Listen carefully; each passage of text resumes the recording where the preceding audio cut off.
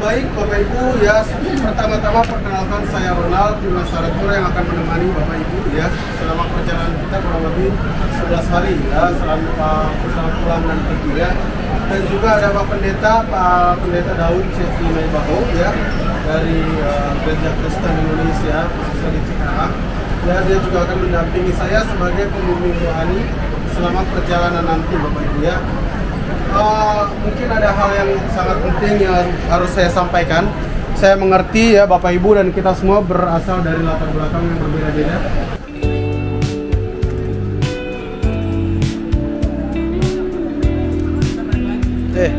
Kelewatan. Salah ya, harus begini ternyata. Iya.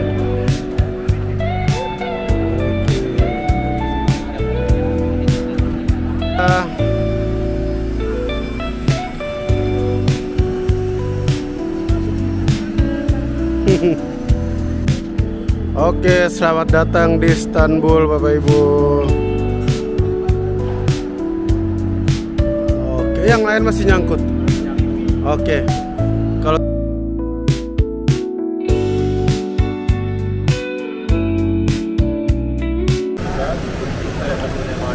sebagai pemandu lokal ya. Nah, sebelum kita keluar dari bandara, ada beberapa hal yang penting untuk diingatkan pada peserta bahwa yang pertama adalah suhu cuaca di luar Bapak Ibu hari ini hujan dan anginnya lumayan kencang.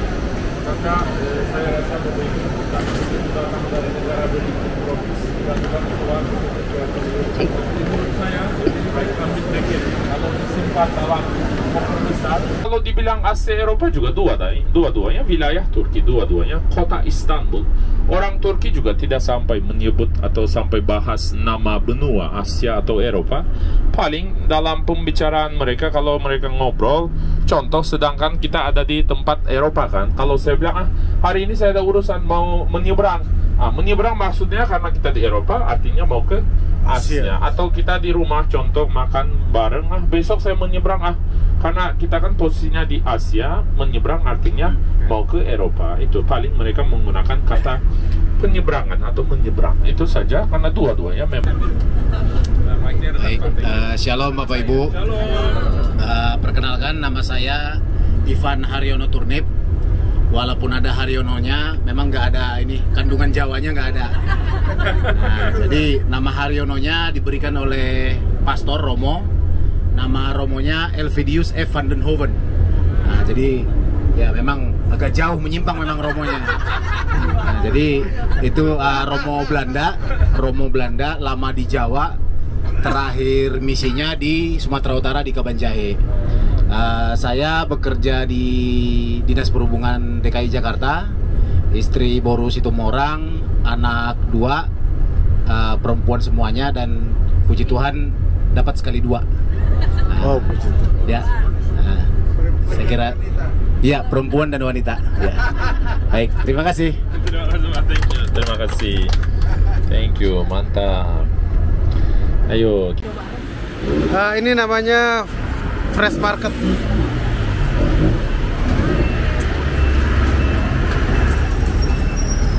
Jangan lupa tag. Ini kan masuknya YouTube Pak.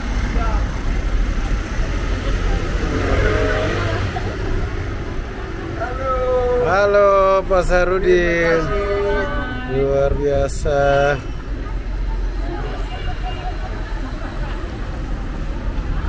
Halo Ibu.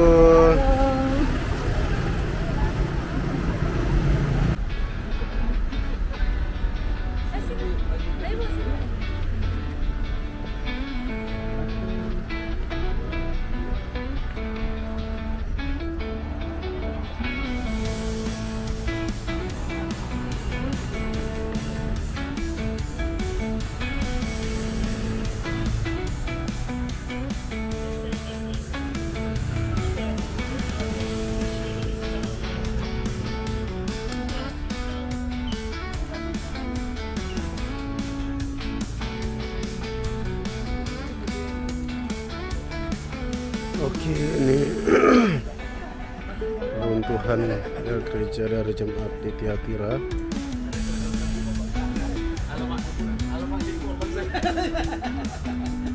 Sebetulnya ada beberapa yang besar, cuman nggak tahu pada kemana itu sekarang.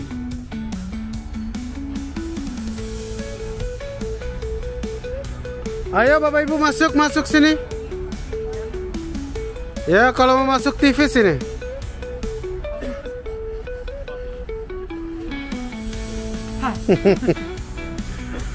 Ayo Ibu. Sudah tidak ada lagi yang di belakang ya. Bapak Ibu kita kumpul dulu baru foto-foto ya. Ayo.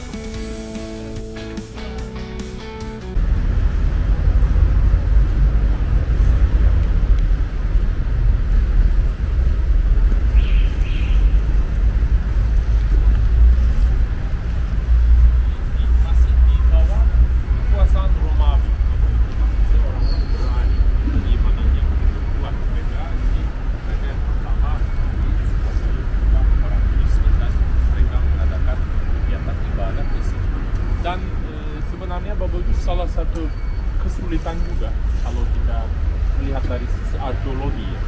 Salah satu kota pulau di sini ya, namanya Tiatira, dari salah satu dari 7 gereja mula-mula. Sekarang Bapak Ibu sebagian besar sudah diselimuti dengan bagian modern, bangunan-bangunan sudah ada sekitar. Jadi bangunan paling penting, bagian paling dalam pusatnya sudah digali dan tanah liatnya sudah diambil terus dibersihkan dan didirikan. Tapi kalau digali, contoh kanan kiri, kalau penggalian masih dilanjutkan 100% pasti di bawah tanah ada peninggalan kota. Ini juga salah satu kesulitan bagi pemerintah juga kalau mau kosongkan semua area kan nantinya kota ini juga perlu dibubarkan, semuanya harus disuruh pindah lokasi, relokasi. Maka mereka memusatkan perhatian yang diutamakan adalah bagian gerejanya.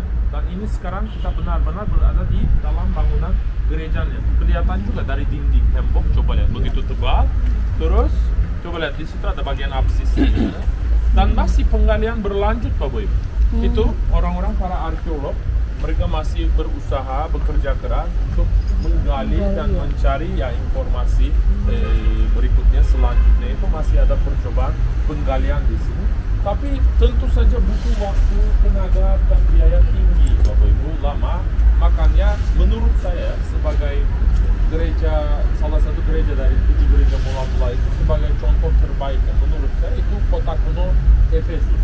Bentuknya, hidarnya, peninggalannya itu semuanya jauh lebih bagus dan jelas dibandingkan kota kuno lain. Sama Bergamo juga, hari ini kita ke Bergamo juga, tapi Tiatira karena lokasinya di tengah kota sekarang bentuknya begitu. Ini bagian gereja. Terus sebelah kanan yang ada pilar-pilar, coba lihat. Diperkirakan Bapak Ibu jalan utama menuju ke bagian agora, semacam tempat alun-alun. Maka itu jalan utama digunakan buat kereta kuda juga, dan sengaja mereka mendirikan bagian pilar-pilarnya supaya bisa memberikan gagasan zaman dulu bentuknya seperti apa gitu. Terus sebelah kiri batu-batu yang disusun, tadi kita foto kan belakang tembok. Nah, itu juga batu-batu yang jatuh dari berbagai peninggalan tempat tinggal, tapi disusun ulang Bapak Ibu susah karena kadang-kadang kita juga para arkeolog juga mereka susah menebak.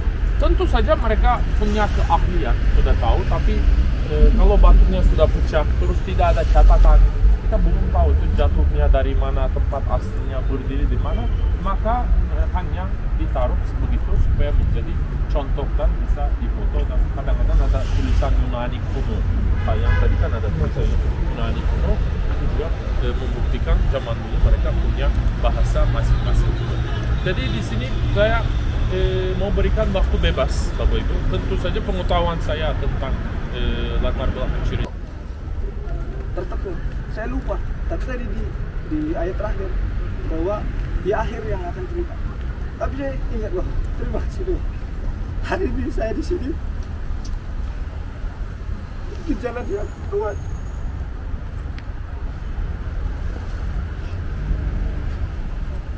Saya rasa bahwa saya belum lupa jawaban sebelumnya. Kenapa hari itu saya gagal? Ternyata hari ini saya bisa terbang ke Turki dari kantor dengan perusahaan, dengan posisi saya sekarang di kantor. Saya merasa bahwa Tuhan itu punya gambaran jalan hidup saya sendiri, bukan jalan saya harus. Saya berterima kasih buat hari ini. Saya coba saling bawah. Saya kembali bahwa semua yang terjadi sebelum-sebelumnya menjadi pertanyaan-pertanyaan segala Pak kita. Tapi hari ini saya menemukan jawaban. Kenapa hari itu gagal? Kenapa hari itu tidak tercapai sesuai dengan harapan?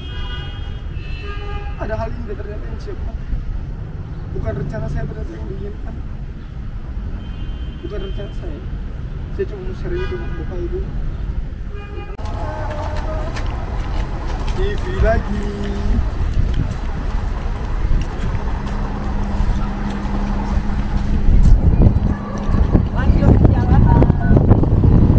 Oke, kita akan antri dulu Bapak Ibu ya. Kita akan naik ke atas ya, ke Akropolis ya, kota kuno Akropolis di Pergamon ya. Kita akan melihat banyak situs di atas termasuk altar Dewa Zeus.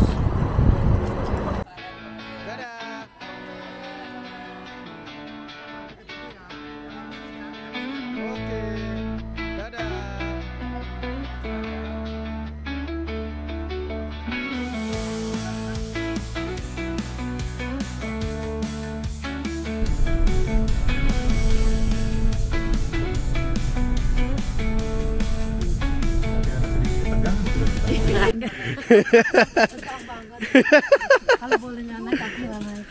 Malah di sini nggak pakai sarung tangan abang. Halo. Halo Bunda. Masa sampai perawatan itu semuanya ada di sini, tempat bersosialisasi juga, oke? Terus kita mau ke atas Bapak Ibu sampai ada kuil, tempat tempel paling atas.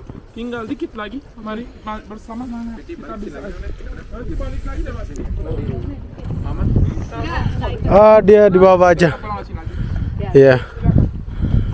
Kita ke tempel Dionysus.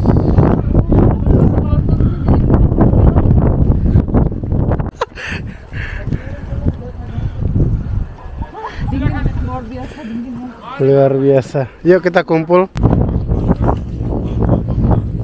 Di sini juga di Akropolis Pergamon mereka membangun kuil atas nama salah satu raja Romawi yang berkuasa selama abad kedua, awal abad kedua 117 sampai 130-an. Namanya kuil Trajanus. Salah satu raja cukup kejam, kuat dan bahkan suka juga diagungkan karena zaman dulu raja-raja Romawi dianggap setengah dewa, setengah manusia. Oleh sebab itu pada waktu itu ini biasa mereka.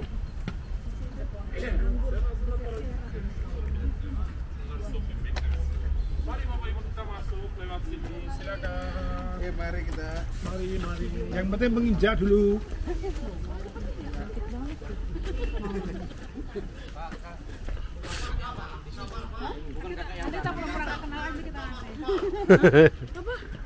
Beli satu dapat dua.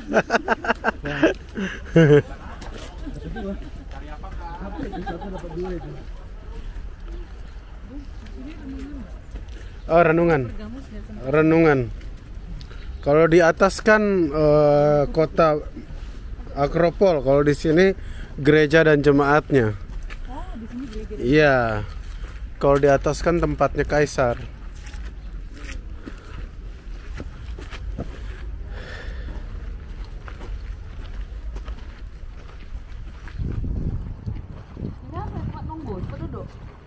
Oh, ini bekas bangunan.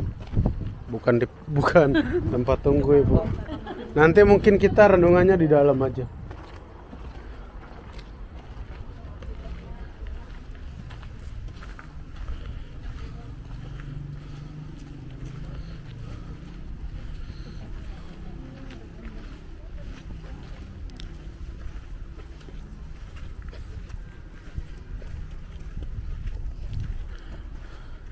Ini manusia berkepala singa.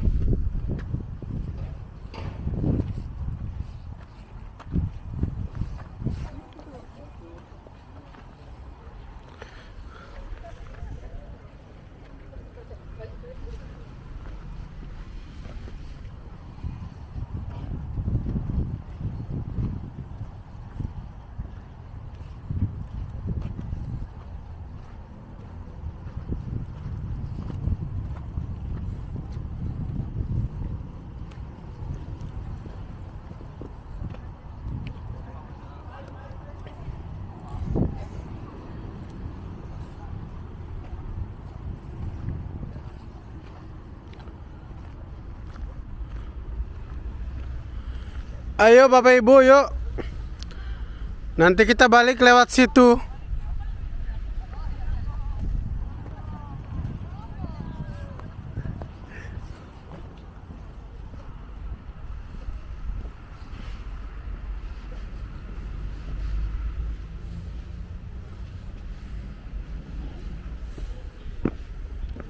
Wah.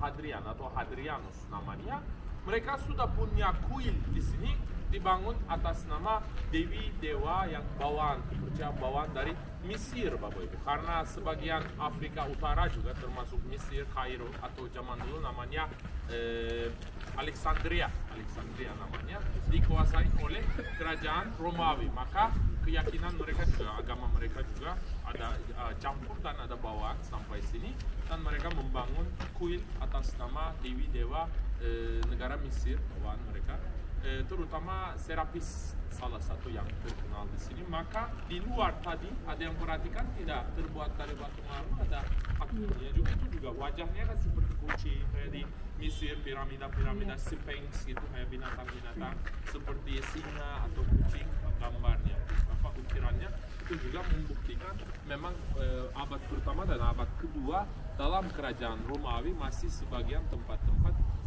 mohon maaf, agamanya masih agak lumayan campur ya. Kadang-kadang mereka susah, mungkin tidak mau juga meninggalkan agama kepercayaan mereka ya, paganisme juga. Maka setelah itu, setelah Raja Konstantin ya, terutama Raja Konstantin sangat dihormati di dalam kerajaan Romawi karena dia yang mengakui atau menerima agama Kristianiti sebagai agama resmi, dan setelah itu orang Kristen mendapat kebebasan, Bapak Ibu, untuk mengadakan kegiatan ibadah, membangun tempat ibadah juga. Maka mereka membangun basilika besar di sini terbuat dari batu bata, dan ini renovasi, rekonstruksi, Bapak Ibu, tapi ukurannya persis sama. Dan ini fondasi, dinding asli, dan dulu juga seluas ini. Coba bayangkan atapnya ditutup kayak setengah kubah itu, lingkaran, terus apsisnya sebelah sana. Itu apsisnya, Bapak Ibu. Okay? Apsis itu altar maksudnya.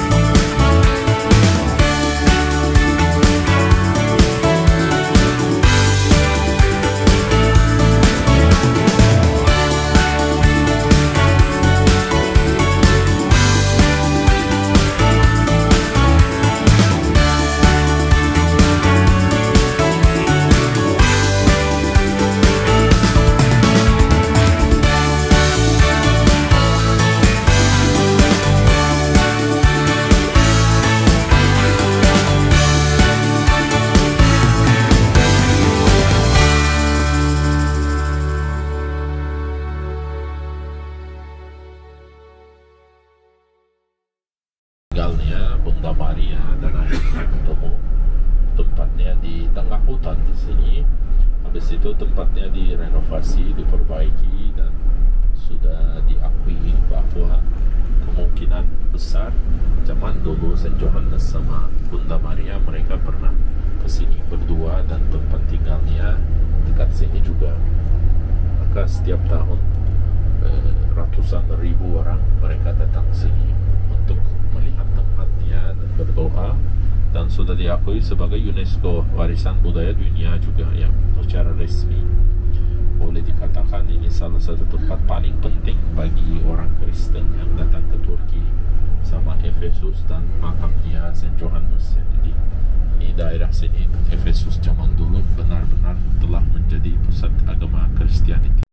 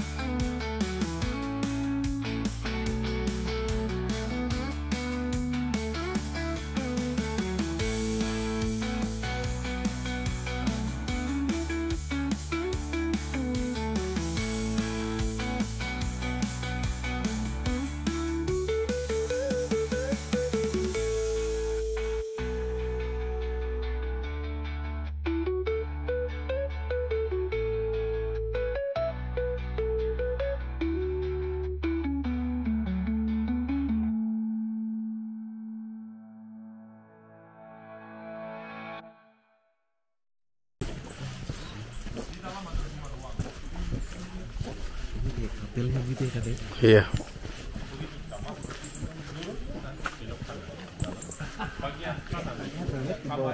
Iya. Bahwa itu tempat istirahat Bunda Maria, sederhana, kecil. Habis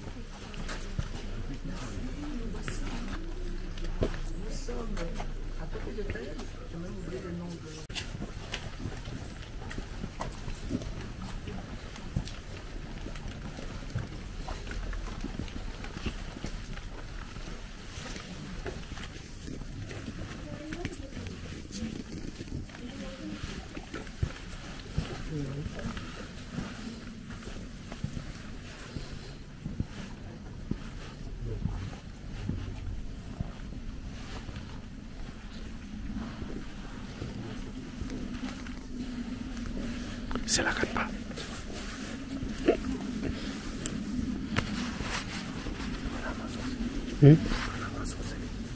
Oh enggak, sebelum-sebelumnya enggak ada ibadah. Kenapa?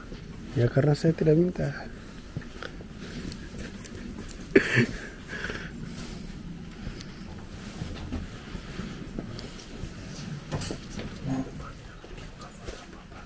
Oke bro.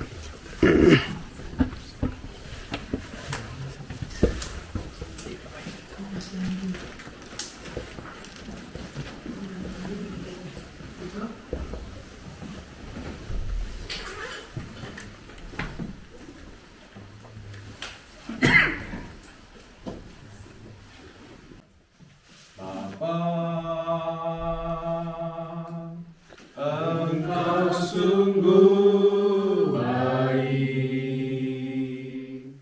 kasih-Mu melimpah di hidupku. Bapa, ku berterima kasih berkat-Mu hari ini yang Kau sediakan bagiku. Ku naikkan syukurku, ku naikkan syukurku buat hari yang Kau beri. Tak habis-habisnya kasih dan rahmat-Mu, selalu baru dan tak pernah terlambat pertolongan-Mu, besar setia-Mu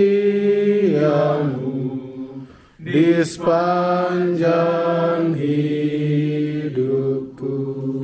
Sambil kita tutup mata kita mengingat kembali.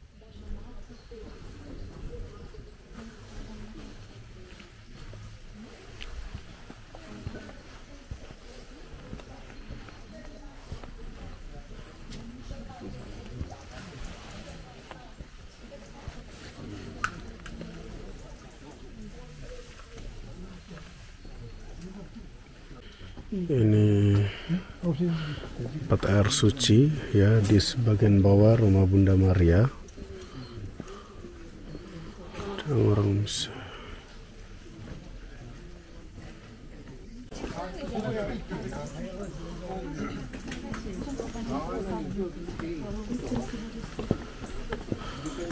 Yuk, halo Ibu. Ya, ini airnya ya. Ya, ini ya di situ ya. Ya, ini yang boleh diisi. Boleh Ibu, ini saya sambil video nih. Wah.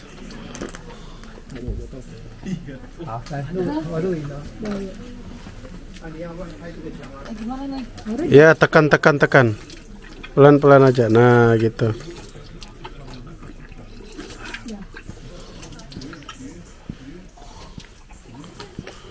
Ayo Nasaret, yuk. Ayo Ibu. Toilet di sini. Jangan di situ yang cuma satu. Toilet di sana kan besar.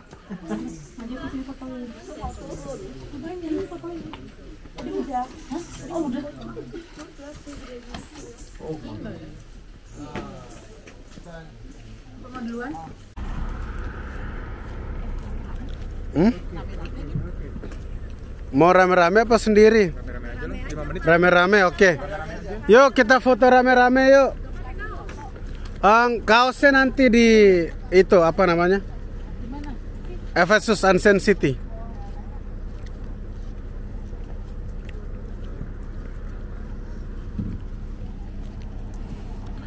Kalau tiap hari 15 derajat gini kan enak ya. Yuk diatur yang Sakeus di depan ya. Bapak Ibu yang Sakeus di depan biar nggak ketutup sama Goliat.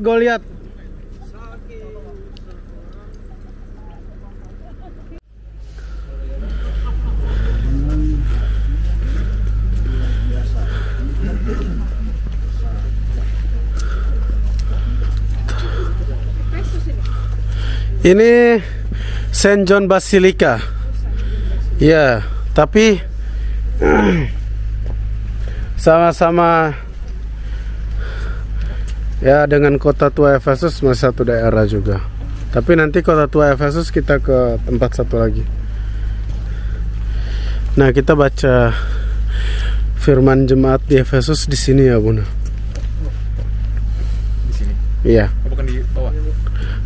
Enggak, di bawah kan kota aja. Kota Romawi itu. Ya. Di dalam. Iya, di situ. Yang segi 4. Dipercaya makam Saint John di situ. Di dalam sini.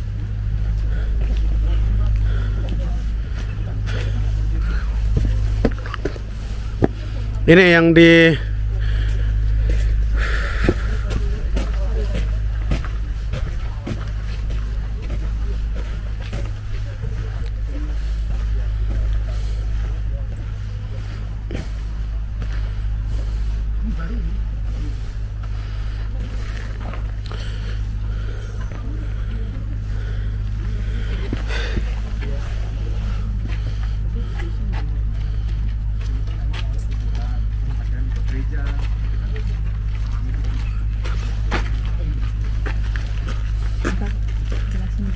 Iya. Selesaiin sampai besok pagi dulu. Ya. Iya, dulu kan mereka bikinnya. Oh, batu. Batanya? Batanya enggak? Oh, enggak. Enggak fokus itu. Ini asli di mana?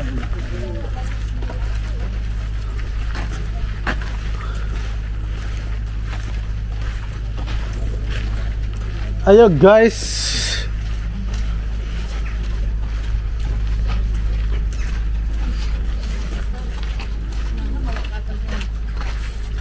Nazaret.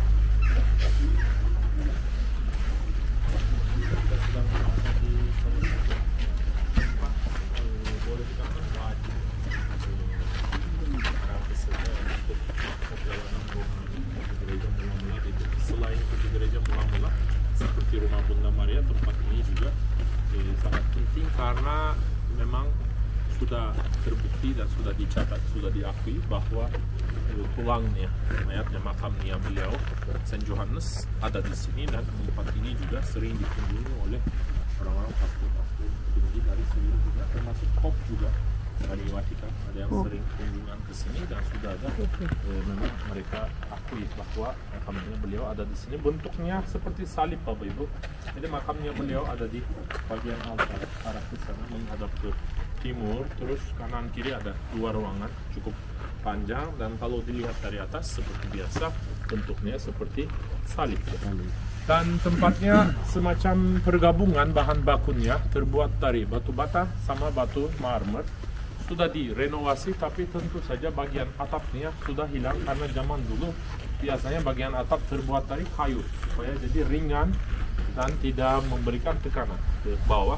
Maka kayu itu tidak bisa tahan lama, paling 100 tahun, 200 tahun, habis itu hancur, rusak semua. Tapi kita sudah tahu bahwa masa Bizantium, ya, kerajaan Romawi Timur, ya, setelah Raja Konstantin memberikan kebebasan kepada orang-orang Kristen, dan agama Kristianiti diakui sebagai agama resmi dalam kerajaan Romawi. Tempat-tempat begini memang sangat diutamakan, dirawat dan diperbaiki, terutama setelah gempa, terutama pertengahan abad ke-7, 600-an ada gempa besar daerah Turki Barat dan disusun ulang. Karena batu marmer kan lemah, kita akan saksikan di Efesus juga alasan utama menghancurkan kota Efesus itu memang salah satu alasan utama adalah gempa. Tapi masih kelihatan pilarnya, fondasinya masih bentuknya bagus. Selain makam, Bapak Ibu, nanti kalau mau lihat bagian sebelah kiri dalam ada kolam baptism.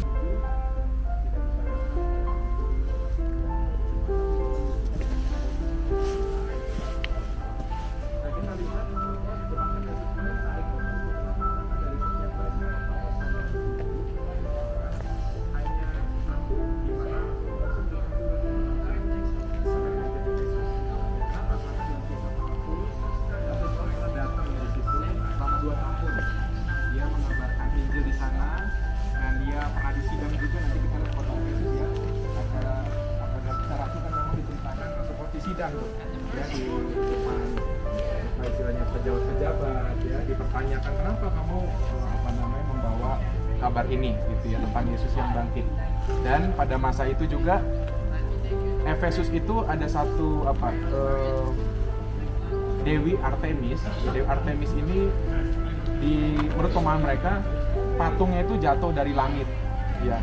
Tapi nggak tahu sekarang ini ada nggak patungnya, tapi mereka memahami bahwa patung itu turun dari langit. Nanti kalau baca Kisah Rasul, Bapak Ibu akan menemukannya.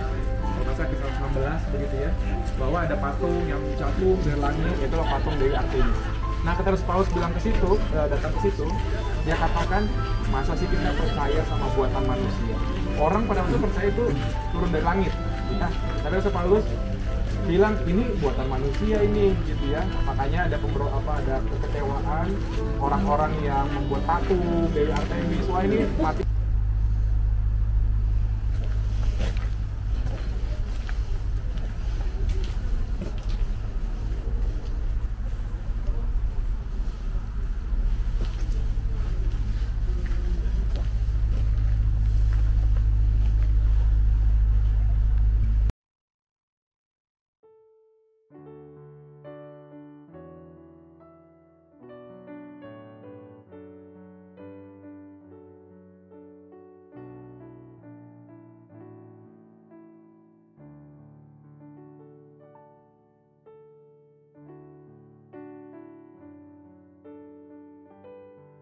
Kadang-kadang susah membayangkan.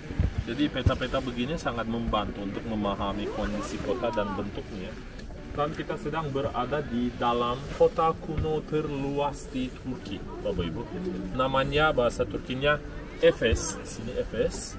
Nama kuno adalah Efesus, dan seperti Pergamon atau rumah Bunda Maria, Efesus juga sudah diakui sebagai UNESCO Warisan Budaya Dunia pada tahun 2015. Besok kita mau ke Laodikia sama Hierapolis, dua-duanya itu juga memang UNESCO Cultural Heritage. Terus Bapak Ibu, di Efesus hari ini kalau di atas tiket, dulu kan kita pakai karcis terbuat dari kertas. Tapi begitu banyak wisatawan masuk Turki setiap tahun, jutaan orang menggunakan banyak karcis terbuat dari kertas. Itu lama-lama pemerintah juga kan go green, maka sekarang menggunakan karcis elektronik. Tapi di atas kertas dulu ditulis Efesus Open Air Museum, kayak terbuka. Maksudnya kalau dibilang museum mungkin kita berharap melihat satu gedung tertentu, tapi ini sebenarnya lapangan terbuka, dan kita akan saksikan peninggalan-peninggalan dari masa kerajaan Romawi. Ceritanya Bapak Ibu mulai dari pertengahan abad ke-19, 1860-an. Waktu itu hubungan antara Jerman sama Ottoman sangat kuat dan baik secara diplomat. Terus sebagian proyek besar, kadang-kadang pembangunan jalur kereta dikasih kepada perusahaan dari Jerman. Pada waktu itu orang Jerman datang sini dengan keinginan membangun jalur kereta, dan pada satu hari di Turki Barat di sini mereka ketemu barang-barang peninggalan, batu marmer, patung, pilar, segala macam. Mereka langsung menyadari bahwa ini harusnya kalau digali di bawah tanah pasti ada sesuatu begitu. Terus mereka mulai mengadakan penggalian di sini dengan izin dari pusat istana juga, dan lama-lama mereka menyadari bahwa tanpa sengaja mereka ketemu salah satu kota kuno terbesar di dunia, namanya Efesus. Sampai saat ini masih penggalian dilanjutkan oleh pemerintah Turki dibantu sama Austrian Archaeological Institute, Institut Arkeologi Austria. Siapa tahu dalam kesempatan lain Bapak Ibu bepergian ke Austria, Vienna, di dalam gedung perpustakaan nasional, setelah masuk sebelah kanan lantai bawah ada satu koleksi khusus namanya Efesus Museum juga dalam perpustakaan. Banyak barang-barang peninggalan di bawah dari sini sedang dipamerkan di sana juga. Jadi masih ada orang ditugaskan di sini, dan kadang-kadang kanan kiri ada bagian belum dibuka untuk umum, dibatasi pakai tali. Itu artinya belakangnya ada penggalian masih dilanjutkan. Terus bentuknya Efesus seperti begini Bapak Ibu, yang ini seperti sarang lebah ini, atau sengaja ditulis pakai kayak penggaris lurus banget ini menyimbolkan area zona satu persatu mau digalikan. Jadi sebenarnya Efesus itu luas ya, luas. terletak antara dua bukit yang sebelah kanan ini sama yang di sebelah kiri belakang Bapak. Nah, luas dan bagian kita akan melihat atau boleh dikatakan bagian yang digali para arkeolog berhasil membersihkan itu hanya hampir 20% saja. Sebagian besar 80% masih diselimuti tanah. Karena mereka penggaliannya juga pelan-pelan. Dan setelah digali belum bisa ke 9 juga. Ini jalan utama Bapak Ibu, karena zaman dulu pelabuhan Efesus terletak di sini. Tapi sekarang tidak ada. Tadi di bis pas kita pulang dari toko, saya bilang zaman dulu kanan kiri ini laut semua. Nah, ini juga salah satu alasan kenapa Efesus menjadi kota salah satu yang paling maju dan besar, karena pendapatan utama itu dari pelabuhan, perdagangan, jual beli barang. Posisinya juga strategis seperti kota Izmir zaman modern sekarang, atau Rotterdam di Belanda. Dan memang menurut satu penelitian Bapak Ibu, sekarang juga zaman modern hampir 70% kota-kota besar dari seluruh dunia terletak di pinggir air Bapak Ibu. Karena logistik pakai kapal murah, efisien, dan skala besar, bisa lebih gampang juga. Maka Efesus dulu cepat jadi gaya, tapi ketidakberuntungan mereka apa? Salah satu sungai mengalir ke pelabuhan Efesus, Laut Egea, membawa banyak sedimen, Bapak Ibu. Lama-lama mengisi pelabuhan Efesus. Seperti di Indonesia habis banjir, apa yang terjadi? Yang tinggal lumpur kan, sedimen 1 cm, 2 cm. Coba bayangkan, airnya banyak dan itu berlanjut selama ratusan tahun.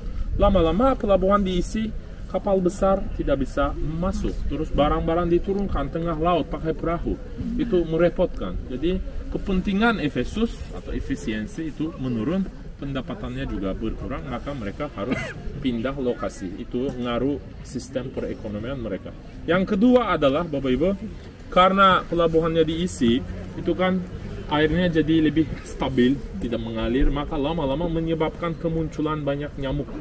Kalau nyamuk kan sendiri tidak apa-apa, tapi kalau ada penyakit bisa menyebabkan ketularan. Dan pengetahuan mereka pada waktu itu 2000 tahun yang lalu tentang ilmu kesehatan sangat terbatas. Banyak orang meninggal, wajah pucat, tiba-tiba sakit. Itu sampai masuk dalam buku-buku sastra juga. Sang penulis orang-orang Yunani kuno, mereka menulis para penduduk di Efesus seperti daunnya pepohonan pada musim gugur. Mengerti nggak maksudnya? Banyak yang meninggal begitu banyak, tapi mereka tidak paham juga. Lama-lama mereka berpikir, kami diketu ya, jadi kutuk. Tidak tulisannya gimana itu biar saya kutu ya, dikutu. Kutuk berakhir dengan K. Jangan marah dong, Beda arti. bukan kutuk ini. Maka ini dipukul aja lah. Awal kan Itu dikutuk. Atuk namanya itu. Lewat sini saya kita belilah.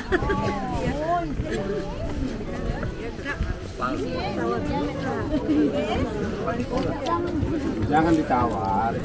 Nanti pasti juga. Kayak bisa dulu. Dinahan langkahnya.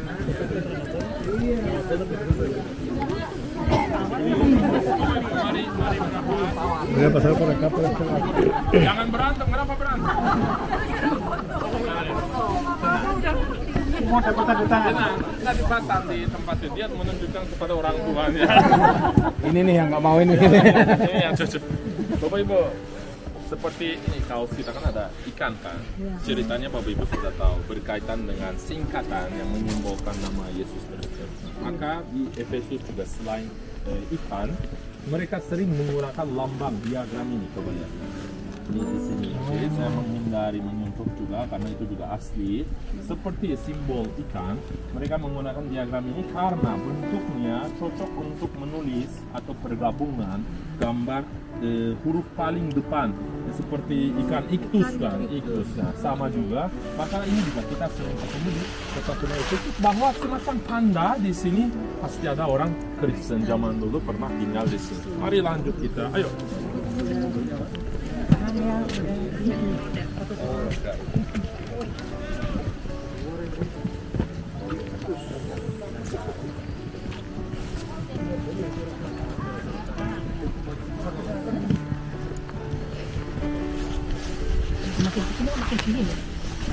Karena makin sore, Bu. Iya.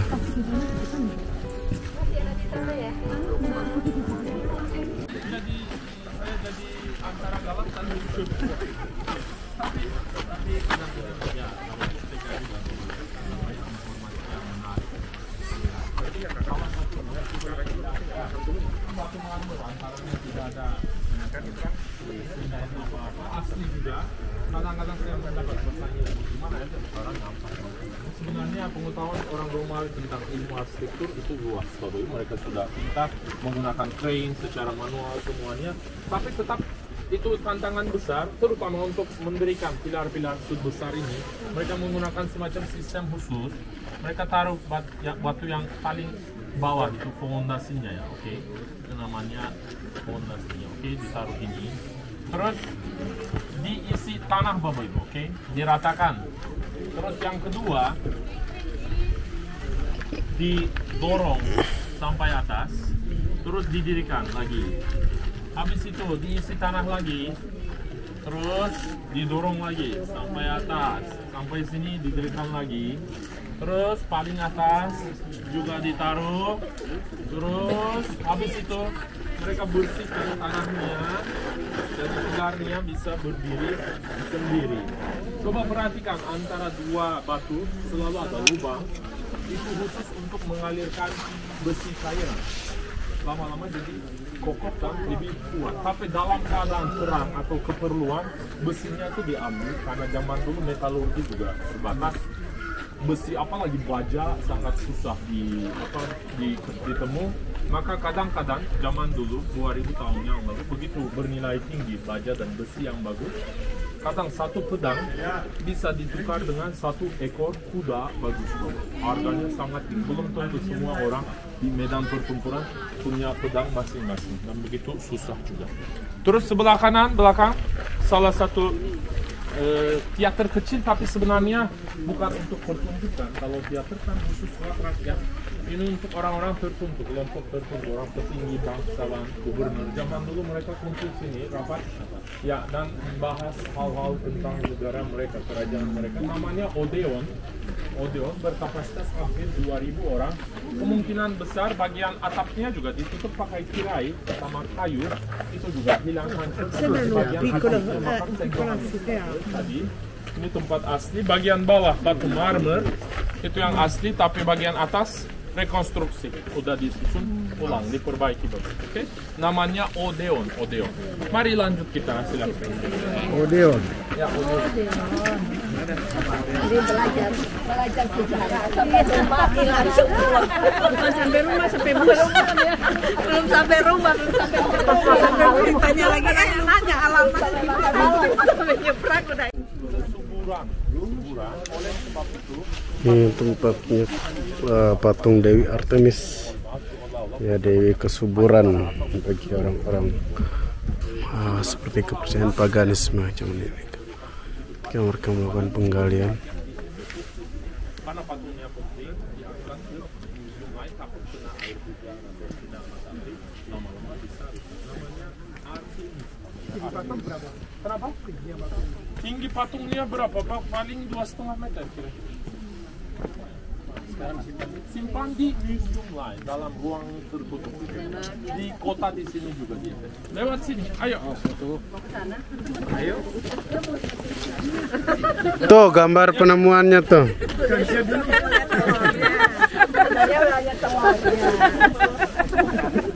Dasar.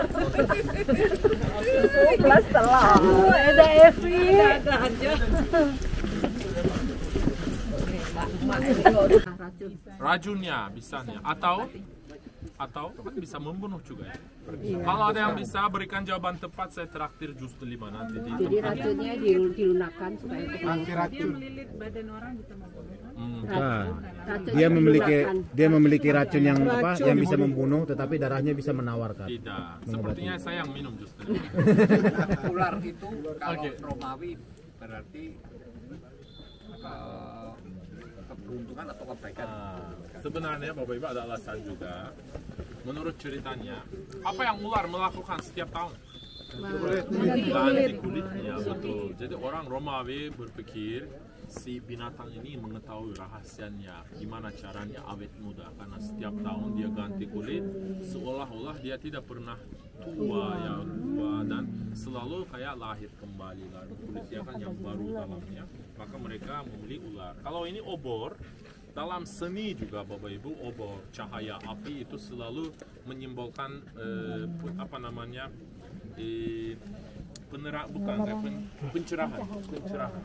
penerangan. Maka ini ada di sini karena bagian belakang bangunan ini zaman dulu fungsinya rumah sakit besar Bapak Ibu, di mana mereka periksa. Wah, ini keluar itu dokternya. Ini kucing berusia 2000 tahun. Ganti kulit. Jadi mereka periksa orang-orang sakit di sini. Terus kalau udah yakin, pastikan dia udah sembuh, baru diizinkan masuk dalam kota. Oke, mari Bapak Ibu, maka datang dari jauh-jauh hanya untuk foto-foto, kan kita tahu latar belakangnya juga ceritanya.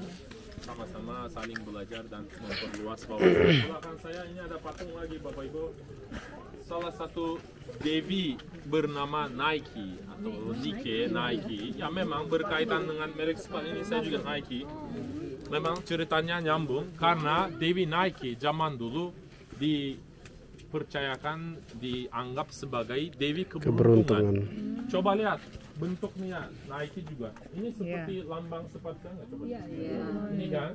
Jadi merek Nike sebenarnya sengaja memilih nama Nike untuk memberikan pesan bahwa jika Anda beli barang dari kami, pasti akan menang.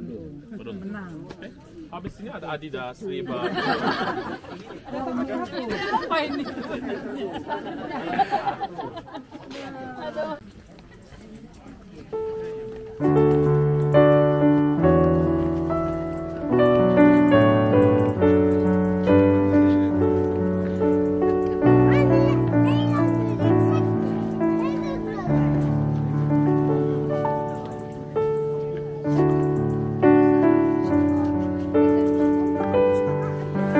Itu bukan Petra.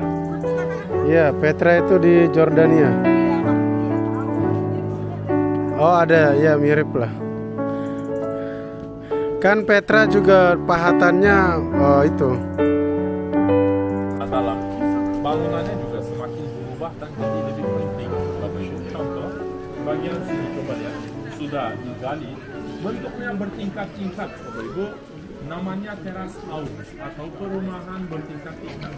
Para arkeolog pada saat penggalian begitu, mereka ketemu bagian tingkat-tingkat ini memang kemungkinan besar seperti rumah. Tapi bagian bawah, coba lihat, bersampingan semua, berkeluasan sama, dan diperkirakan digunakan untuk perdagangan seperti toko. Bagian atas rumah, bagian bawah toko. Apa itu?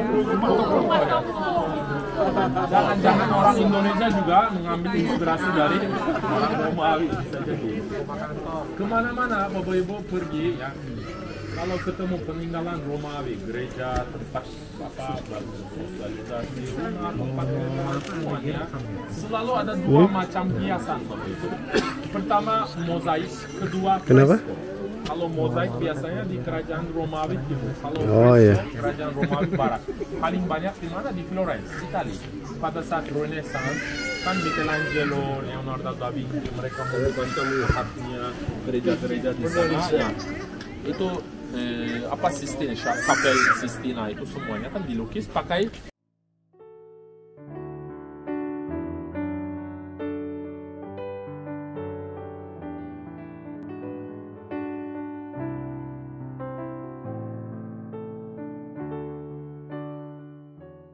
bertangan besi, namanya Hadrian. Dulu seperti raja-raja lain, dia juga pengen diagungkan dan dianggap setengah dewa, setengah manusia. Maka menurut mereka itu hal yang biasa kalau punya kuil, tempat persembahan atas nama mereka diri sendiri, itu sesuatu biasa. Ini juga asli, kita sangat beruntung karena tahun lalu sini ditutup pakai tenda semacam pagar besi, ada perbaikan, renovasi, baru selesai, maka bentuknya lebih bersih dan lebih bagus sekarang. Nanti pada saat pulang bisa foto-foto. Riba dan ngomongin orang lain. Terus di tengah, ini berbentuk segi 4, di tengah ada kolam. Kemungkinan besar untuk membuat suasana di dalam, kan suara air sama air mancur bikin lebih mewah dan lebih khusyuk ya. Itu terus ada cerita lucu juga zaman dulu, ini juga dicatat. Dibuktikan zaman dulu salah satu orang bangsawan pegang usaha WC, toilet umum. Terus teman-temannya merendahkan dia, kok kamu orang bangsawan tidak merasa malu pegang usaha begini kan, dapat keuntungan dari apa sesuatu yang gini.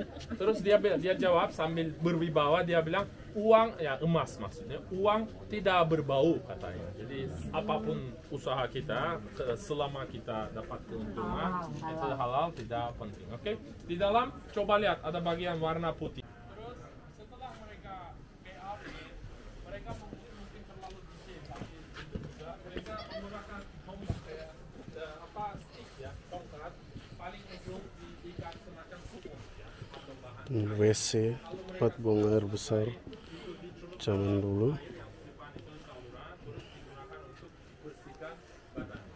Kalau duduk paling depan kan masih airnya bersih. Kalau duduk sini airnya sampai sini udah beraroma ya. Setelah dia meninggal, rakyat Efesus juga merasa mereka punya utang budi kepadanya, maka untuk penghormatan mereka ingin membangun sesuatu atas nama beliau. Terus lama-lama mereka memutuskan tempat yang paling tepat dan paling layak bagi dia adalah perpustakaan, karena perpustakaan memang latar belakang menyimbolkan arti yang sangat dalam tentang wawasan pengetahuan begitu dalam, dan namanya perpustakaan. Terus di makamnya Saint Johannes saya mengatakan bahwa perpustakaan Sensus zaman dulu di Yunani kuno dianggap sebagai perpustakaan terbesar ketiga di dunia dengan koleksi jumlahnya dari 20.000 scroll buku yang digulung, tapi sudah hilang sebenarnya. Kalau yang terbesar kedua, perpustakaan terbesar kedua ada di Pergamon, kota kemarin, Bergama yang kita sudah mampir. Terus yang terbesar ada di mana? Mesir, betul. Yang ada mercusuar zaman dulu, tapi sayang sekali kena kebakaran dan sebagian besar sudah hancur. Ini juga membuktikan bahwa betapa jayanya, betapa kemajuannya orang kota-kota Efesus pada pas waktu puncaknya, karena mereka benar-benar mengutamakan hal-hal begitu dalam. Dan perpustakaan 2000 tahun yang lalu sebenarnya menyimbolkan pemikiran terbuka mereka dan betapa penting bagi mereka itu baca, terus simpan, mencatat, itu juga memang membuktikan. Terus kalau dilihat dari luar, kita berpikir mungkin bangunannya punya 2 lantai.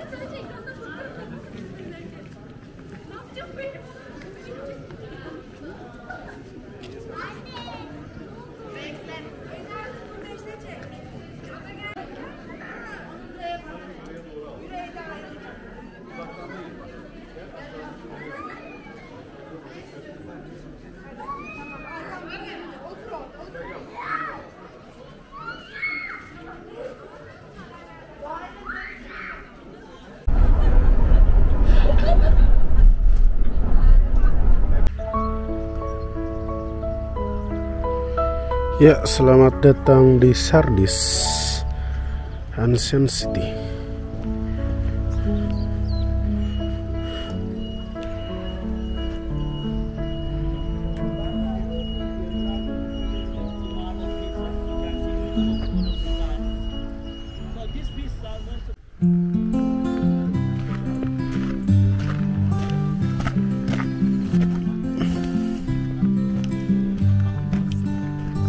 Kissing dreams in the midnight fog.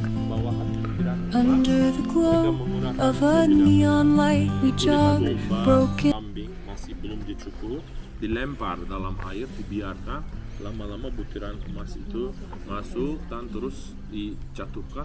Mereka jadi kaya benar-benar. Dan pertama kali memang uang emas itu dicetak dalam sejarah manusia itu di Turki Barat, di sini juga. Namanya kerajaan Lydia.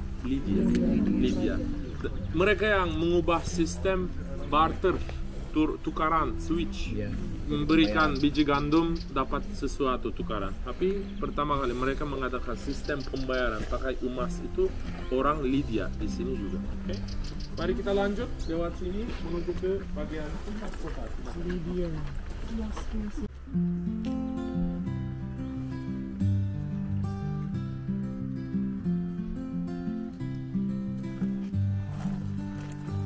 Kissing dreams in the midnight fog. Under the glow of a neon light we jog, broken echoes of a forgotten song. In the chambers of my heart you still belong. Paper doll in a porcelain world. We danced in spirals. Tuh masih penggalian. Unfurled, now it's shreds of worn out letters and a broken string of pearls. In the shards of my heart you are the girl. Salty tears and sweet summer rain, nothing but echoes of past love remain. In the ashes of the fire, amongst the haunting pain, your fragments float, my love's refrain. Beda sama Efesus. Kalau di Efesus kan bangunannya cuma batu bata, tapi di sini di Sardis luarnya dilapisi pakai marmer khusus seperti keramik rumah zaman modern.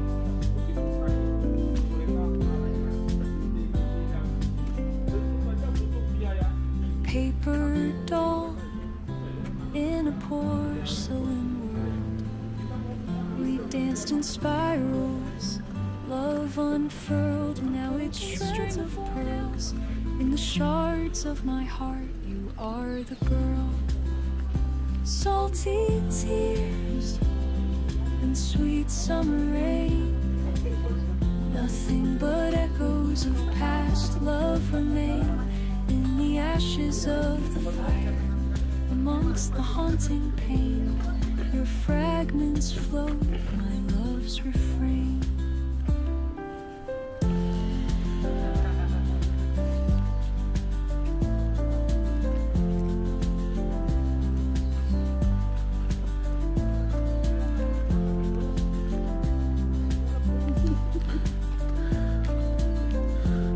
Ini SD, ini lapangannya buat apel pagi.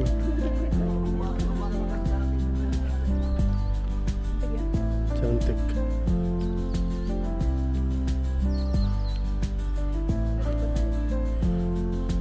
Iya, seperti itu. Iya. Grup foto kita di sini.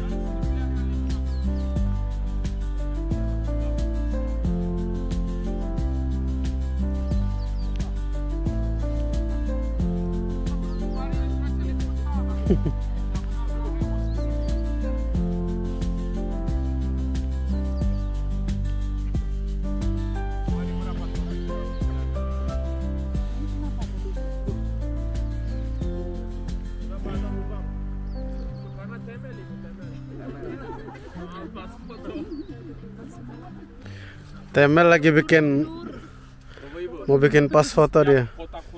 Setiap kota kuno, mau atau tidak tergantung kondisinya. Contoh di Efesus kita sempat melihat bangunan perpustakaan Celsus kan. Untung masih kondisinya bagus, tapi di sini bagian perpustakaan atau tempat buat raket udah hancur semua. Cuma ada dua bagian utama hari ini kita bisa kunjungi dan lihat. Yang pertama adalah bagian sinagog. Ini facade bagian depannya. Terus sebelah kiri coba lihat, dikasih pagar besi. Dulu fungsinya gimnasium. Gym. Apakah Bapak Ibu tahu gym itu artinya apa? Gymnos. Ada yang tahu? Gym biasa. Gym olahraga memang angkat besi ya. Zaman dulu Bapak Ibu dalam dunia Yunani kuno, badan itu, bentuk badan apalagi kalau berotot bentuknya bagus, dianggap semacam kebanggaan. semakin mereka pamerkan, mohon maaf, semakin mereka merasa bangga. Apalagi kalau ototnya kelihatan mereka rajin olahraga, ini langsung ibu-ibu langsung six pack-nya, Adonis-nya, segala macam. Dan kata gymnos itu dalam bahasa Yunani kuno, gymnos artinya telanjang. Seperti onsen di Jepang, mereka berenang di sini, olahraga, menikmati air panas secara telanjang juga. Karena menurut mereka kalau badan itu tidak dipamerkan begitu bagus dan mohon maaf bentuknya bagus, sayang itu harus dipamerkan. Maka mereka merasa bangga berenang rame-rame, dan kayak di Efesus, karena hampir semua laki-laki menurut mereka itu hal yang biasa, tidak merasa malu. Maka gymnos artinya telanjang. Gymnasium nama tempat di mana mereka berenang, menikmati air panas secara telanjang. Itu berasal dari kata gymnos. Itu bagian gimnasium ya. Sebagian sudah digali, sudah direnovasi. 2 tahun yang lalu belum ada pagar besinya juga. Masih ada kemajuan, pelan-pelan menjadi lebih bagus kondisinya, lebih baik. Terus di dalam gimnasium ada bagian kalderium, tepidarium. Seperti zaman modern sekarang ada bagian air panas. Setelah masuk air panas langsung pindah ke kolam berisi air dingin untuk memperkuat sirkulasi darah gitu, menyegarkan. Jadi macam-macam. Persis sama. Kita juga zaman modern sekarang belajar banyak hal-hal tentang tradisi tempat pemandian itu dari orang Romawi juga menikmati air panas. Tentu saja budaya berubah, tapi zaman dulu mereka sudah mengetahui dan punya kehidupan begitu mewah. Kalau bagian tapi kemudian Rasul Paulus mencoba untuk mengabarkan Injil buat orang Yahudi dan juga non-Yahudi. Ya, tapi di saat yang sama juga Yohanes kemudian melihat nanti akan ada penyiksaan luar biasa. Ya, akan ada penganiayaan luar biasa dari raja-raja Roma. Ya, jadi kita akan bersama-sama lihat yang bagian yang berikutnya, jemaat di Sardis. Ya, kita bersama-sama berdoa. Tuhan, terima kasih kalau kami boleh bersama-sama berkumpul pagi hari ini. Kami boleh tiba di reruntuhan kota Sardis, di mana ada jemaat Tuhan juga yang boleh bertumbuh di sini, namun juga boleh mengalami penganiayaan pada masa itu. Kami mau belajar dari firman Tuhan, kami mau mendalami sehingga apa yang kami dengarkan boleh kami lakukan dalam hidup sehari-hari. Pesan firman Tuhan kepada jemaat di Sardis juga boleh menjadi pesan bagi kami semua dalam kehidupan gereja masa kini. Dan kami juga boleh tetap menyertakan hidup kami bersama dengan Tuhan. Kami boleh memberikan telinga kami untuk selalu mendengarkan suara Tuhan. Terima kasih ya Tuhan. Dalam Kristus Yesus kami berdoa. Amin. Koron.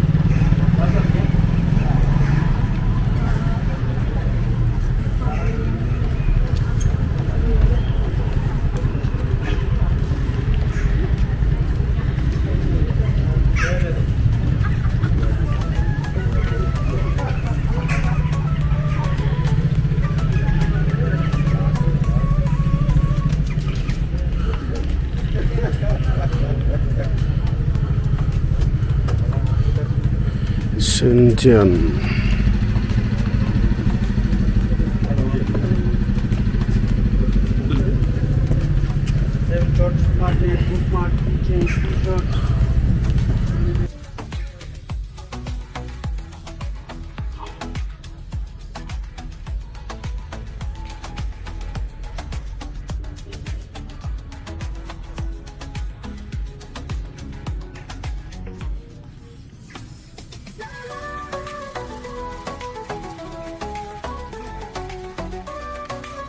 Semua peninggalan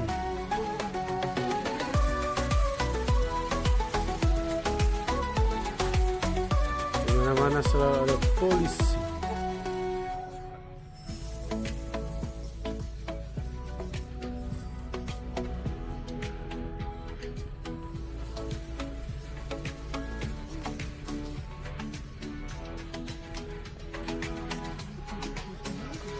Iya.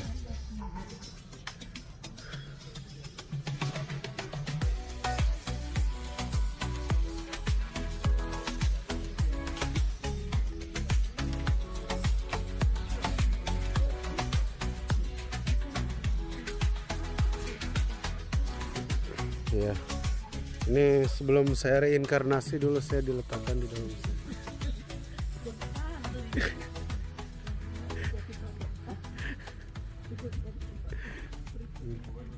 Dari 7 gereja mula-mula Philadelphia yang ke-6 kita hampir Philadelphia. Sekarang nama modernnya kayak Tiatira, Akhisar. Ini Philadelphia ala Syekh. Ala Syekh. Warna-warni mungkin kemungkinan karena tumbuhan atau buah-buahan di tanam di sana atau tempat bersuhu, maka dikasih kota ala Syekh, kota yang warna-warni.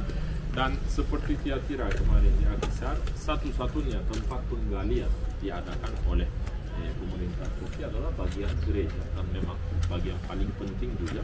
Dan untung kondisinya masih bentuknya, runtuhannya masih memberikan gambaran.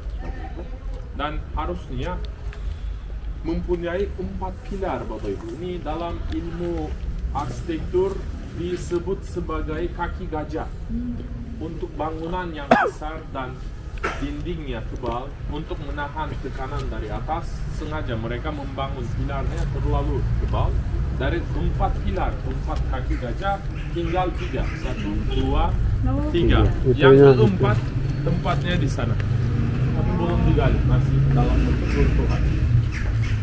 Bentuknya pasti ada catatan, dan para arkeolog juga mereka bekerja keras untuk rekonstruksi dan menggunakan teknologi modern. Harusnya bentuknya seperti gini, Bapak. Nanti saya bisa sharing di WhatsApp juga, coba lihat. Ini coba lihat. Ya, seperti begini, ya.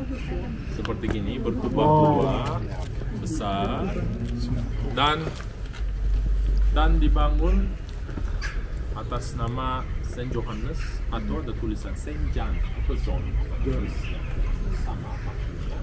Terus kemarin di Efesus saya ceritakan bahwa dalam tempat-tempat ibadah di kerajaan Romawi ada 2 macam hiasan. Pertama, mozaik yang di depan perumahan bertingkat-tingkat. Kedua, fresko. Di sini masih ada sisa-sisa fresko. Kalau mungkin datang sendiri hanya lihat kanan kiri, tidak bisa perhatikan, tidak menyadari. Coba lihat atas. Nyambung.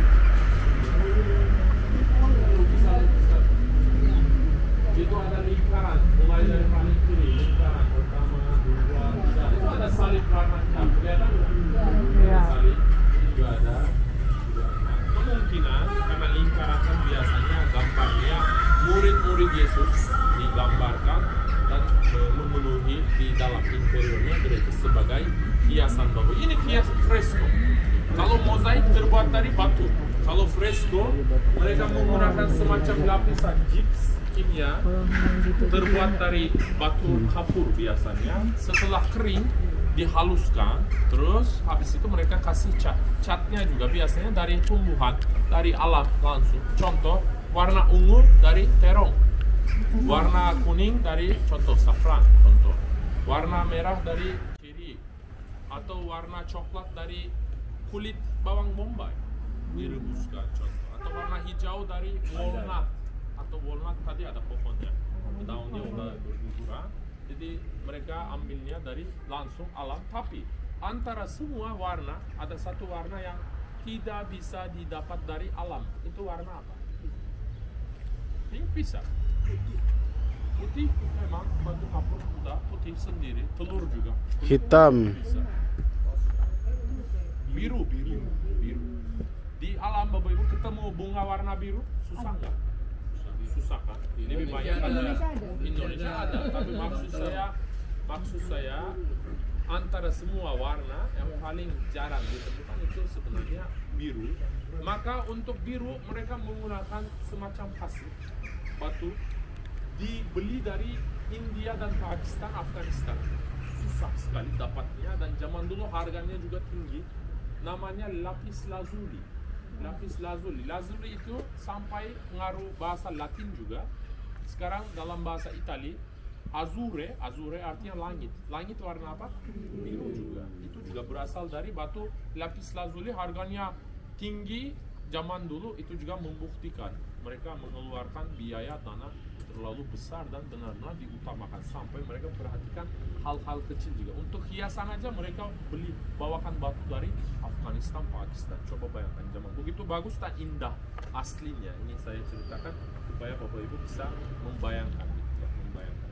Terus ini pilar-pilar juga peninggalan ditemukan di seluruh kota Alaşehir di sini, sengaja ditaruh untuk menjadi contoh dan membuktikan bahwa benar-benar di bawah kota Alaşehir sekarang, contoh kalau kita merobohkan bangunan apartemen kanan kiri semua, mulai menggali, pasti ada sesuatu di bawah. Kan tidak mungkin satu gereja bangunan sendiri kanan kiri, pasti kotanya meluas. Dan satu lagi contoh, ini tadi ada pertanyaan, ini namanya sarkofagus, Bapak Ibu. Sarkofagus itu dalam dunia kerajaan Romawi sering digunakan oleh orang-orang bangsawan, orang-orang petinggi. Orang biasa tidak mungkin dimakamkan pakai sarkofagus, atau bisa diterjemahkan sebagai peti mayat. Tergantung kedudukan mereka, jabatannya, ukirannya bisa berbeda-beda. Terus setelah mereka meninggal, ditaruh dalam kotak. Ini penutupnya terdiri dari dua bagian, penutup sama basementnya, di fondasinya.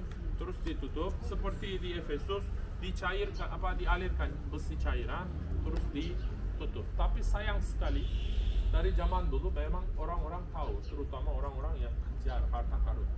Dan ada juga orang-orang yang jahat, pasti.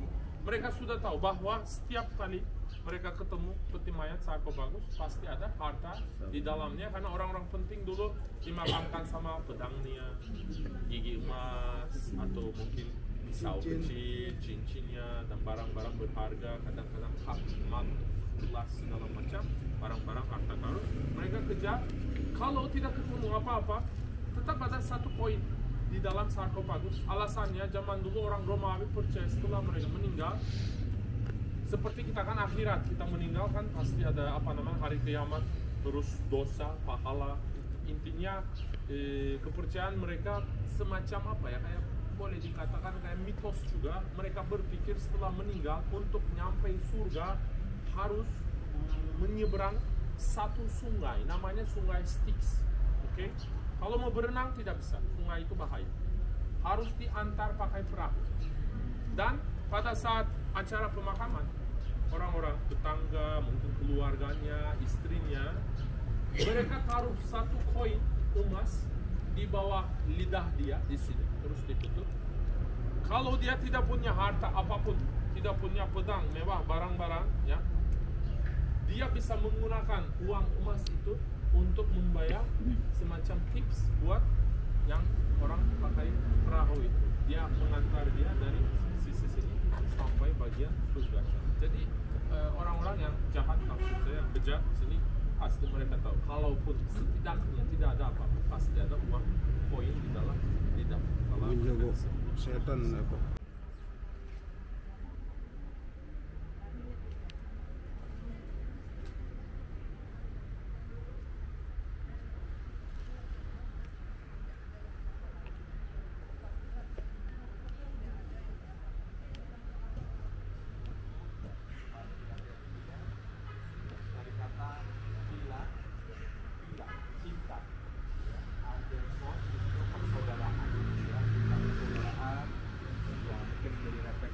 Bahwa mungkin jemaat ini juga adalah jemaat yang saling menekankan kasih persaudaraan, ya, sesuai dengan namanya. Dan kita lihat bahwa ada kata pengantar sapaan dari yang kudus, yang benar, yang memegang kunci Daud. Ya, jadi sekali lagi Bapak Ibu, istilah-istilah ini ada di Perjanjian Lama. Jadi kalau Bapak Ibu melihat dalam Alkitab kita, di bagian bawah itu ada keterangannya. Ya, kalau Alkitab buku ada keterangannya. Ternyata dia merujuk pada Yesaya 22. Siapakah yang memegang kunci Daud? Jadi ada satu tokoh yang disebutkan, yaitu Eliakim bin Hilkiah.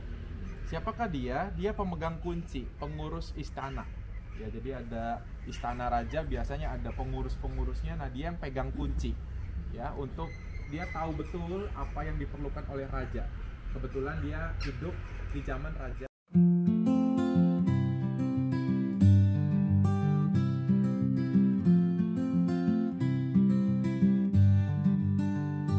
Kissing dreams in the midnight fog, under the glow of a neon light we jog, broken echoes of a forgotten song. In the chambers of my heart you still belong. Paper doll in a porcelain world, we danced in spirals, love unfurled. Now it's shreds of worn out letters and a broken string of pearls. In the shards of my heart you are the girl. Salty tears and sweet summer rain, nothing but echoes of past love remain. In the ashes of the fire, amongst the haunting pain, your fragments float, my love's refrain.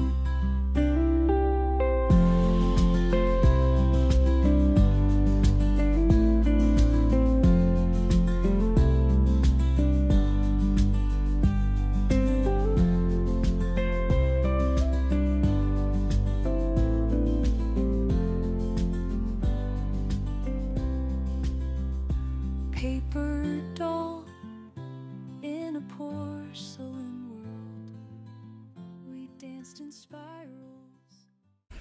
Sudah mulai jalan? Ya boleh Pak, jalan aja. Nasaret, masuk TV, masuk TV. Endorse. Burungnya beda ya, Bang Erdem ya? Kalau burungnya beda, kalau di sana tadi kan gagak, kalau itu bos galak. Halo. Bagus. Promo ketiga.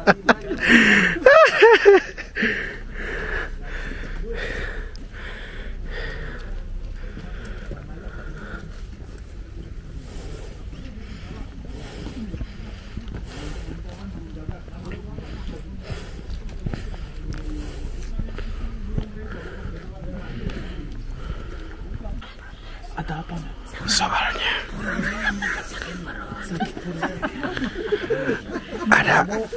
ada anak kecil lagi tidur.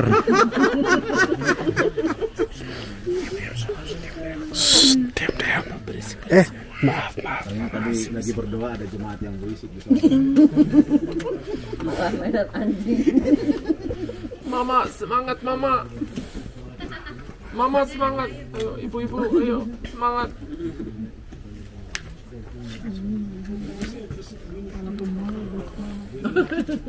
Bapak Ibu, di sini ada dua tempat utama. Ketinggalan mungkin, ada yang ketinggalan. Kenapa balik dia? Mungkin ada yang ketinggalan. Oh marah dia ya? Iya. Mulia Erdem lagi ya. Berpisah ya? Ketinggalan bareng. Enggak, itu tripodnya pasti ditinggal. Apanya? Bukan bener. Bukan jatuh, itu dia buka. Kalau pencet handphone pakai sarung tangan kan nggak bisa.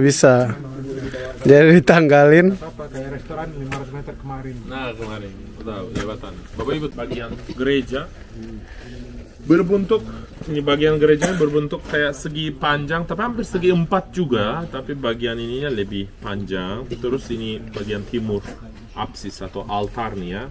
Terus di tengah nanti coba lihat setelah masuk itu ada tangga yang kemarin kita bilang minbar atau ambon namanya, bahasa Portugis, dari bahasa Portugis. Dan menurut saya ini, saya bilang antara semua 7 gereja mula-mula kita mampir, bangunan ibadah bentuknya masih belum begitu berubah, masih jelas dan keindahannya masih kelihatan. Maka pemerintah Turki renovasinya juga sesuai keindahan. Takut diinjak mozaik itu, lama-lama orang-orang injak terus dan rusak. Maka dikasih semacam kaca platform, kita bisa jalan kaki atasnya dan bawahnya seperti karpet kelihatan semua, dan sudah 2000 tahun itu.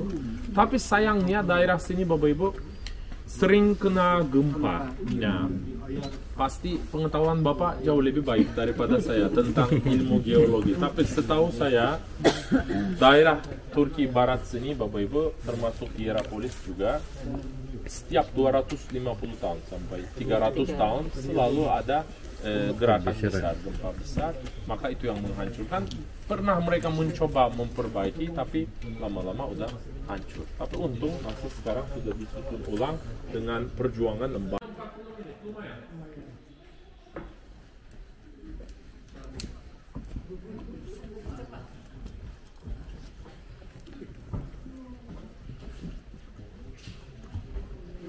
airnya.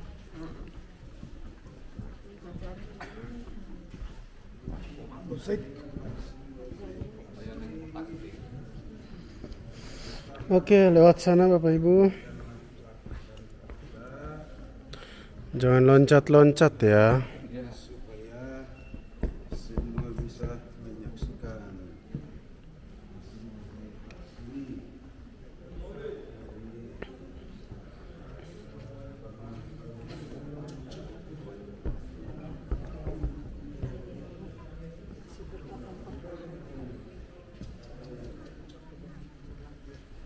Udah tonton aja Imam.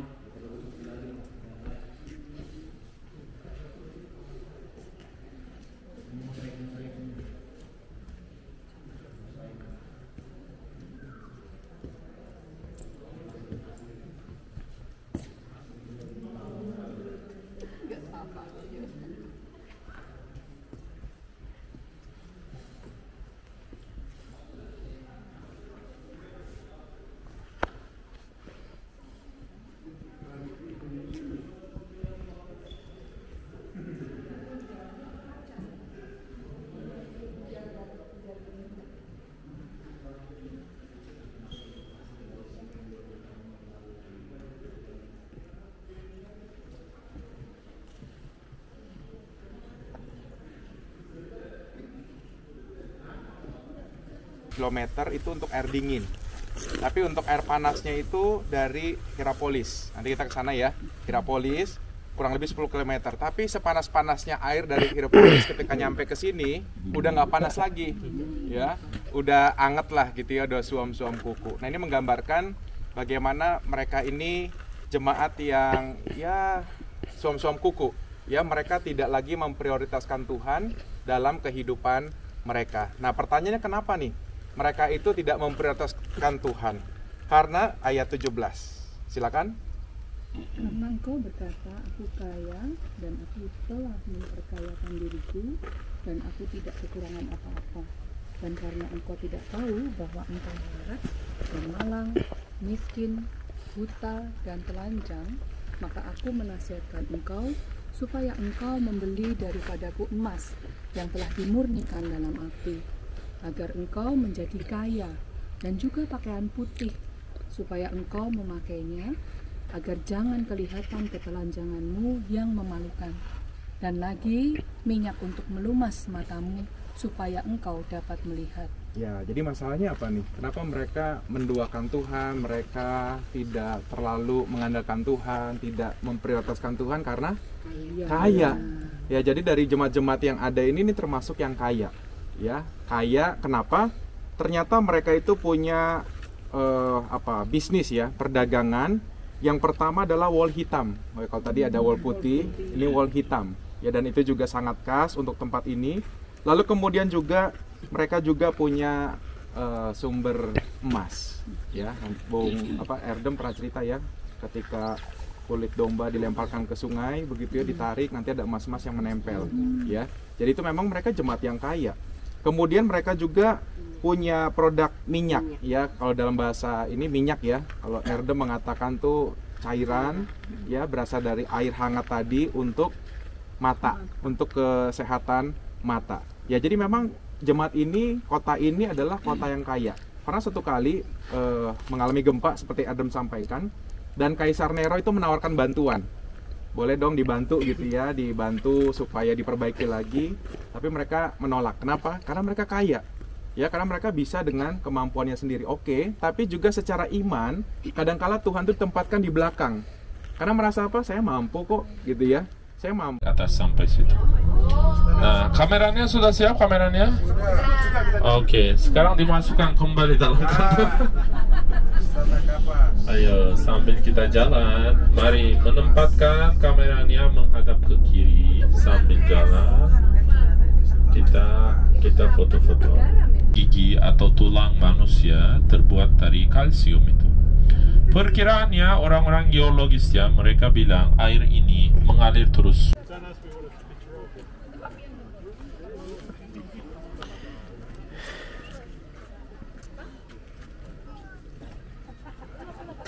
Tidur.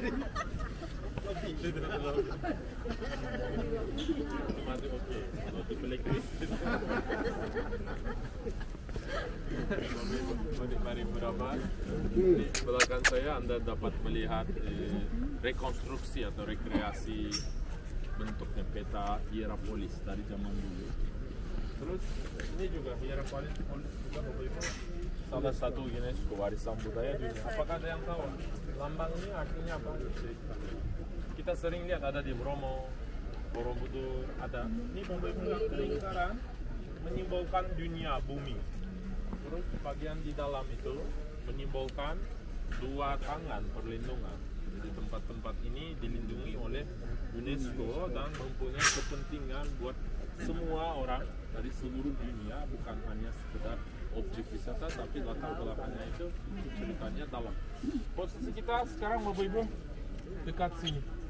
Nomor 15, nomor 15. Rencana kita mulai jalan sampai depan nomor 13. Ini bagian apa? 13 tempat pemandian.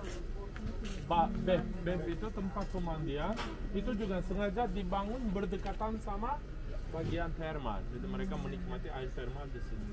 Terus pada saat kita jalan menuju ke nomor 13 dan traverten, namanya ini traverten, kita bisa melihat nomor 12 juga.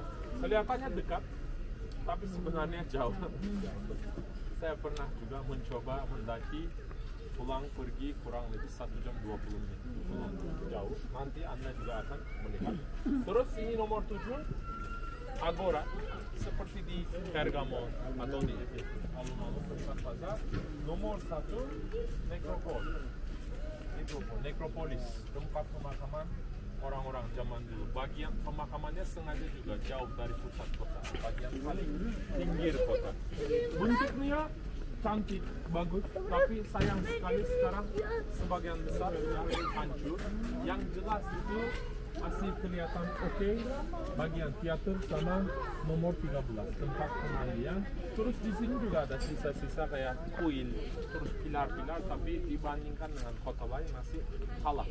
Jadi hari ini kita yang utamakan ini bagian traverten, terus bisa foto di sini, rendam kaki, habis itu pulang lewat jalan yang sama. Mari kita masuk dalam, rendam kaki. Kenapa? Mau kenapa kemana Ibu? Ke-12. Ibu mau coba nanti kita.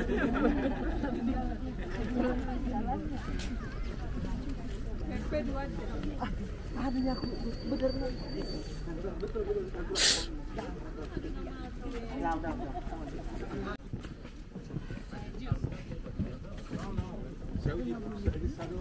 Agora de Capadócia vieram aqui.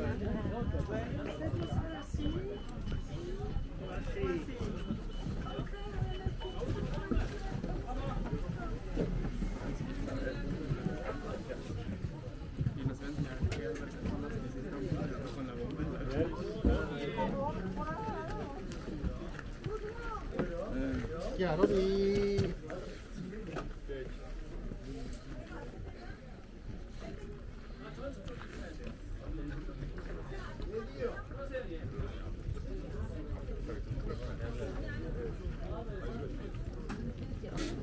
Mau naik ini, mau tanya harganya. Ntar saya tanya. Jalan dia modelnya itu kan bukan kayak gini, tapi jadi harus ditanya dulu kalau naik ini boleh nggak dia lewatin jalan bebatuan itu.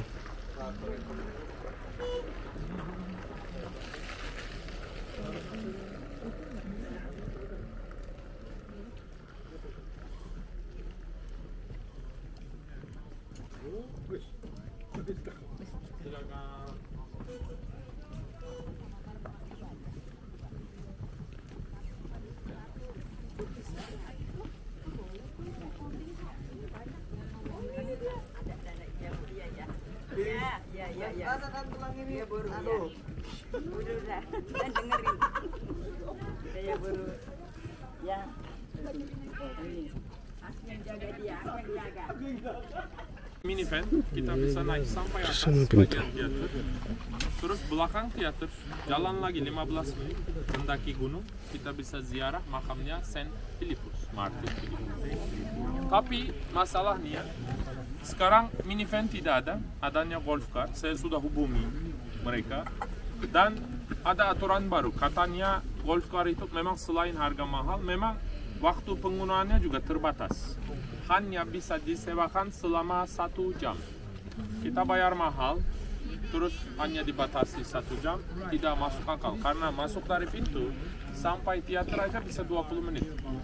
Terus naik gereja dan makamnya Saint Philippus juga 10 menit, 15 menit. Sudah 40 menit. Habis itu kita harus keluar pakai golf car. Atau katanya bisa drop di traverten, nanti habis itu kita jalan kaki balik. Memang tidak ada gunanya, tidak masuk akal. Saya bilang bisa nggak diperpanjang? Katanya nggak bisa, banyak grup menggunakannya, maka dibatasi hanya 1 jam saja. Dan menurut saya dalam keadaan begini, cara terbaik adalah jalan kaki. Maka hari ini saya tidak nawarkan naik mobil golf car di sini. Oke, mari kita lanjut pelan-pelan olahraga kita. Ayo. Pegunungan, semakin kita ke sana semakin menjauh. Maka itu saya tidak berani. Ayo kita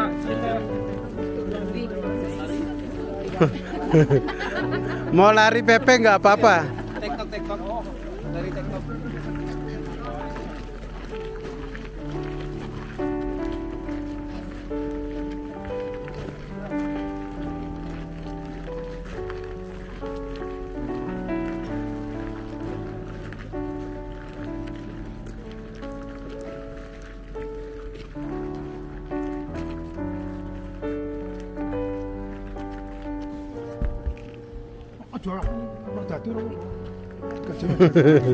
agak jauh aja ya.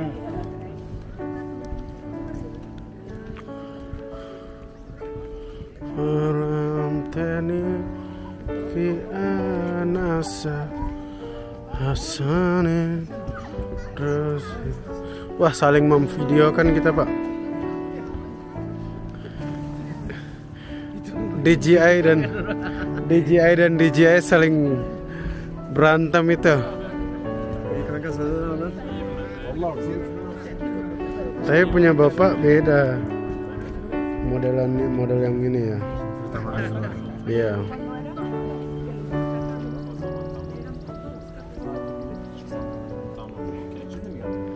Tapi sama-sama 4K kalau DJI kan.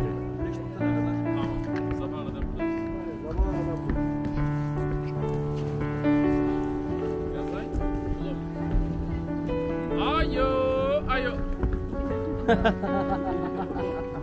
Nazaret, come. Come to Papa. Probably see me with the board.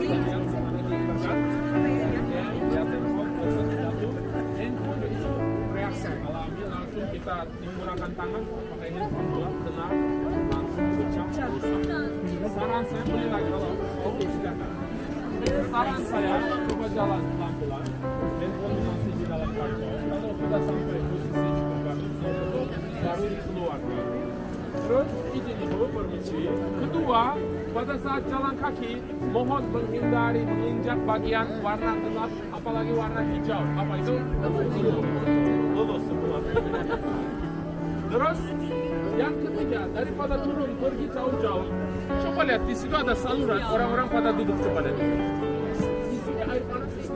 Memang bagian bawah itu disiram pakai air melalui saluran. Yang mana?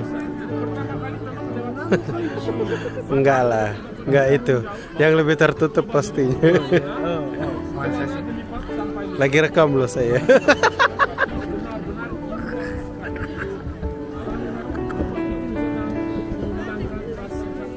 Jujur, coba. Sudah datang dari jauh-jauh, jangan merasa bisa nggak ya? Repot, lepas sepatu, jangan. Coba aja. Jujur, nanti habis pulang saya tanya, gimana rasanya? Pasti bagus. Apalagi hari ini sepi, biasanya orang ramai. Hari ini itu ada saluran, coba lihat. Yang bawa 2 anak kecil itu. Ya, sebelah sana ada saluran, ada kuatnya juga. Nanti setelah renang kaki, kita kumpul di bagian seberang, Bapak Ibu. Ada kafe, bukan di sini, tapi seberang. Pada sekarang jam 5, saya berikan waktu bebas, Bapak Ibu.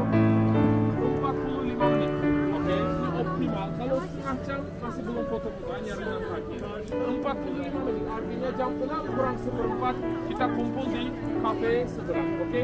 By the way, saya tahu rasanya gimana bawa banyak barang-barang kan kasihan. Kalau ada yang mau titip barang-barang tas tempengan, apalagi isinya barang-barang bernilai tinggi, silakan.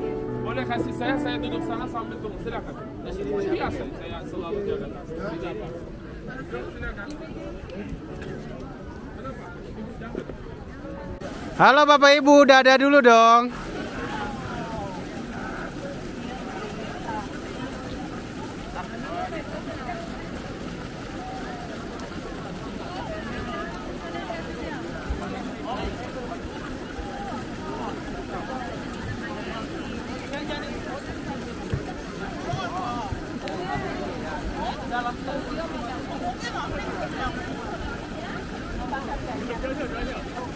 Panas ya? Enggak. Sesuai dengan yang tertulis. Sesuai dengan yang tertulis.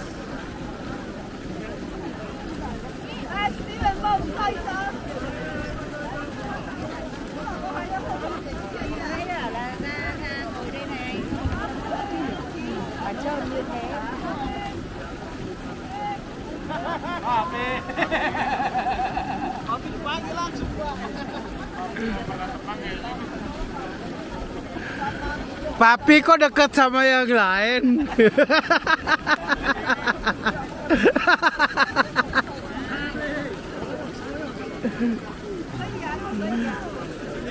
Ayo pelan-pelan Bu, jangan di yang hijau-hijau ya.